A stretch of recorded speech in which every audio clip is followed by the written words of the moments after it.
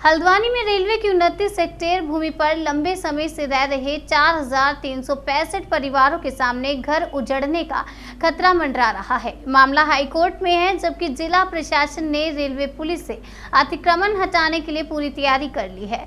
ऐसे में इन दिनों यहां रह रहे लोग मानसिक तनाव के बीच जिंदगी जीने को मजबूर हैं। लंबे समय से बस्ती बचाओ संघर्ष समिति बनभूलपुरा के बैनर तले महिलाओं, बुजुर्गों के साथ बच्चों ने भी अपने घरों, स्कूलों, अस्पताल को बचाने की मुहिम छेड़ी हुई है। इसी क्रम में आज क्षेत्र के लोगों ने नैनीताल लोकसभा के सांसद अजय भट्ट की गुमशुदगी के पोस्टर दीवारों पर चिपकाए। लोगों का कहना था कि आज 4,365 परिवार घर उजड़ने की खौफ और तनाव की जिंदगी जी रहे हैं, लेकिन क्षेत्र के सांसद अजय भट्ट ने एक बार फिर उनके पक्ष में बात तक नहीं की। यही वजह है कि उन्हें सांसद गुमशुदा के पोस्टर सड़क पर लगाने को मजबूर होना पड़ा।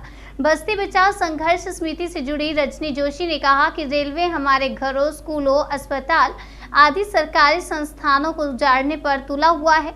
ये जमीन उत्तराखंड के राजस्व विभाग में अंडर ट्रांसफर अंकित है और यानी यह जमीन किसी को जारी नहीं की गई। इस स्थिति में यह जमीन उत्तराखंड सरकार और वहां रह रहे निवासियों की है। उन्होंने कहा कि उत्तराखंड सरकार को इस जमीन की न्यायालय में पैरवी करनी चाहिए, विधानसभा में मजबूती से अपनी जमीन का पक्ष रखना चाहिए। हमारे सांसद महोदय को इस जमीन की पैरवी न्यायालय सहित न्याय के सभी मंचों में और लोकसभा में भी करनी चाहिए, जो नहीं की जा रही है। यही वजह है कि क्षेत्र के लोग सांसद की गुमशुदगी के पोस्टर लगाने को मजबूर हुए हैं। 2017 से जो है लगातार बस्ती उजाड़ने की बात चल रही है। रेलवे जो है ज़मीन पर झूठा दावा कर रहा है कि वो हमारी ज़मीन है। लगभग 450 परिवार यहाँ रहते हैं, जिसमें हिंदू मुस्लिम दोनों हैं। 4 सरकारी स्कूल हैं, जिसमें एक स्कूल 1944 से बना हुआ है। मंदिर, मस्जिद सब कुछ है। हो ये रहा है कि रेलवे के पास मालिकाने के कोई कागज़ नहीं है और राजस्व विभाग में जब हम लोगों ने आरटीआई से पता किया तो जो ज़मीन है आज की तिथि में तक खेवट के तहत है, यानी कि जो ज़मीन है वो रेलवे को स्थानांतरित नहीं हुई है।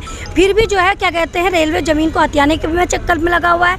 हमारा कहना सरकार से है कि सरकार जो है रेलवे के जो झूठे दावे हैं उसके खिलाफ पैरवी करे और जो लोगों की जो ज़मीन है, जो उनके पट्टे हैं, फ्री होल्ड पट्टे हैं, उनको वहाँ बसाया जाए।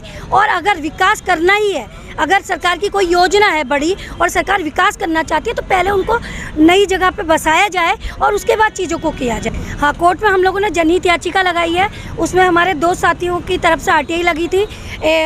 एक में तो जवाब नहीं मिला था, पर उस जवाब में सरकार द्वारा जब पूछा गया था सरकार से तो उच्च न्यायालय में एक शपथ पेश किया गया था सरकार ने।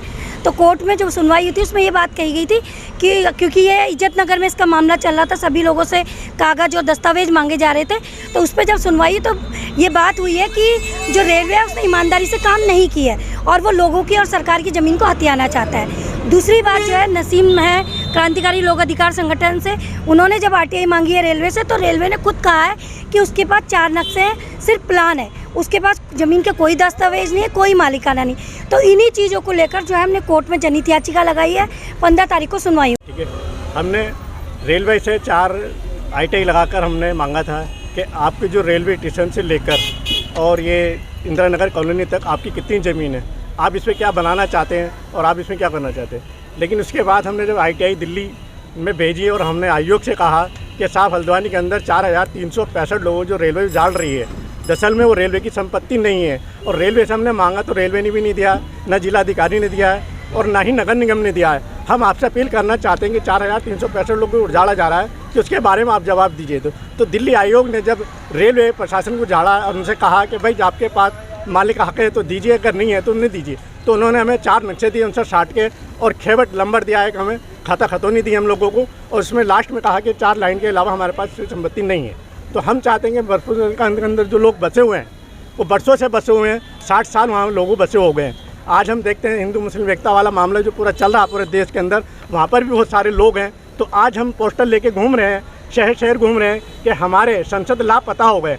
आज केंद्र में भी सरकार में है और राज्य में भी सरकार है, लेकिन जब हम कहते हैं राज्य सरकार कह रही है कि रेलवे की संपत्ति नहीं है, वो हाईकोर्ट में हलफनामा लगा रखा है, तो हमने अपने अजय जो हमारे विधायक है सुमित हृदय से हमने बात करी, उनका घेराव करा और हमने कहा कि आपका जो संयंत्र चलेगा वहाँ पर मुख्यमंत्री जी के सामने हमारी बात रखिएगा कि जो अपने हलफनामा उत्तराखंड हाईकोर्ट में दे रखा है कि संपत्ति रेलवे की नहीं है, उसे उठाया जाए। आपका नाम? मेरा नाम नसीम क्रांतिकारी लोकहित संगठन से हूँ। कि रेलवे अगर हमारे घर तोड़ लिए, पहले इसका पुनर्वास करे, उसके बाद फिर कोई बात करे, पानी है, बिल है, जो भी है, इसका पुनर्वास करके हमारा घर बचाए। और 4,500 घर है हमारी बस्ती के, हिंदू मुस्लिम सभी रहे, मंदिर मस्जिद जो भी है उसको नहीं तोड़े, और स्कूल है जो भी है, मतलब हम ही चाहते हैं। और सांसद लापता है, हम चाहते हैं वो हमारे सामने आए, हमारी बात रखें और हमारी बात को सुने।